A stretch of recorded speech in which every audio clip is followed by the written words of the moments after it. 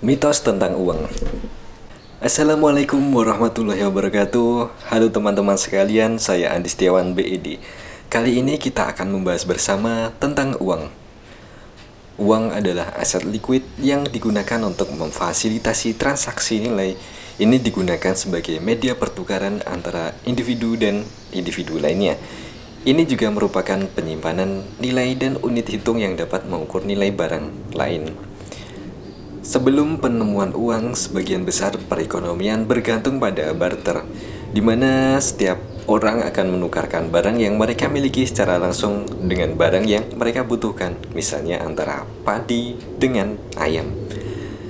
Hal ini menimbulkan masalah kebetulan karena ada masalah ganda dari keinginan. Suatu transaksi hanya dapat terjadi jika kedua pihak mempunyai sesuatu yang dibutuhkan oleh pihak lain. Dengan uang menghilangkan masalah ini dengan bertindak sebagai barang perantara. Bentuk uang pertama yang diketahui adalah komoditas pertanian seperti biji-bijian atau sapi. Barang-barang ini mempunyai permintaan yang tinggi dan para pedagang tahu bahwa mereka akan dapat menggunakan atau memperdagangkan barang-barang tersebut lagi di masa mendatang. Biji coklat, cangkang kerang, dan peralatan pertanian juga berfungsi sebagai bentuk uang awal. Ketika perekonomian menjadi lebih kompleks, uang distandarisasi menjadi mata uang. Hal ini mengurangi biaya transaksi dan mempermudah pengukuran dan perbandingan nilai uang. Selain itu, representasi uang menjadi semakin abstrak, mulai dari logam mulia dan koin bermaterai hingga uang kertas dan di era modern sebagai catatan elektronik. Setelah memahami apa itu uang, mari kita mulai memperdalam mitos tentang uang. Mitos pertama adalah mitos rumah adalah investasi. Memiliki rumah sendiri adalah impian setiap dari kita. Namun perlu kita sadari bahwa rumah bukanlah sebuah investasi. Kenapa demikian? Mari kita bahas lebih lanjut. Memiliki rumah memberi kita lebih banyak kebebasan dan fleksibilitas, namun juga meningkatkan tanggung jawab dan biaya pemeliharaan yang tidak sedikit juga terdapat biaya pajak setiap tahunnya.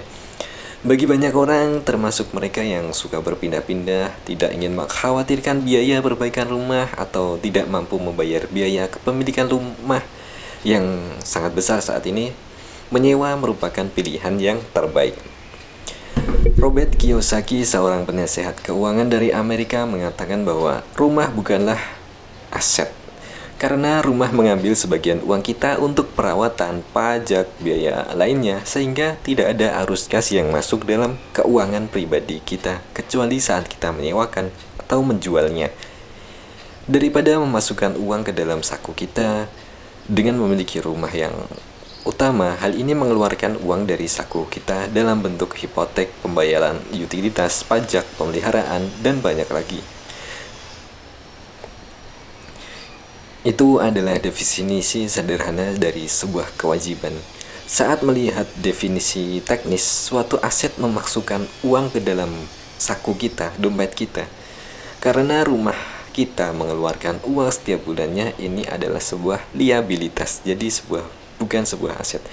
Sebagai pemilik rumah, kita harus mengeluarkan uang untuk pengeluaran yang tidak kita bisa hindari, seperti biaya pemeliharaan, pajak, listrik, dan aksesoris rumah lainnya. Kita juga harus mengatasi masalah apapun yang muncul, mulai dari kebocoran atap hingga penggantian tungku kompor. Pengeluaran ini dapat dengan mudah membengkak dan menghabiskan sebagian besar pendapatan bulanan kita. Kedua, berinvestasi hanya untuk orang kaya.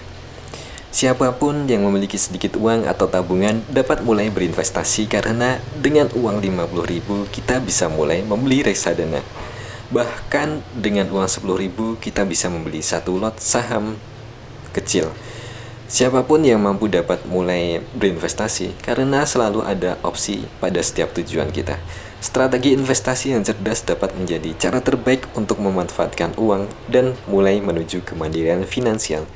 Tapi selalu ingat ya, tingkatkan pengetahuan diri sebelum mulai berinvestasi, karena permulaan investasi terbaik adalah investasi pada diri sendiri.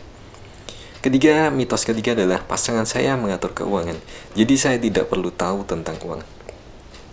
Setiap orang dewasa harus mengendalikan keuangan keluarga terlepas dari keterlibatan pasangannya. Meskipun salah satu pasangan diperbolehkan untuk secara aktif mengelola keuangan keluarga, penting bagi keduanya untuk menyadari sinergi keadaan keuangan keluarga dan mampu mengelola pengeluaran rumah tangga dalam investasi dalam keadaan darurat. Kebanyakan orang berbicara tentang menghasilkan lebih banyak uang, namun tidak banyak orang yang berbicara tentang cara mengelolanya secara efektif. Meskipun menciptakan kekayaan itu penting, melindungi dana kita dan menggunakannya dengan hati-hati, bijak juga sama pentingnya. Uang hasil jerih payah yang kita usahakan, kita simpan, diinvestasikan, dan dibelanjakan secara bijaksana dan sistematis untuk memastikan stabilitas dan keamanan keluarga kita dalam jangka panjang. Hal ini dapat dilakukan melalui pengelolaan uang yang efektif. Misalnya, membuat anggaran adalah langkah pertama dan terpenting dalam pengelolaan uang. Ini adalah ukuran yang cukup sederhana dan telah digunakan selama berabad-abad bertahun-tahun. Untuk membuat anggaran, perkirakan jumlah uang idealnya yang perlu kita keluarkan setiap bulan berdasarkan pendapatan, gaya hidup, dan keinginan kita. Memiliki perkiraan seperti itu akan membantu kita mendapatkan kendali lebih besar atas keuangan kita dan karenanya mengatur pengeluaran dan tabungan kita menjadi lebih mudah. Dengan kontrol dan kesadaran yang lebih baik terhadap kebiasaan belanja kita akan dapat melacak dan mencapai tujuan keuangan kita secara efektif tanpa mengorbankan gaya hidup kita. Lantas mitos keempat adalah, saya terlalu muda untuk memikirkan pensiun.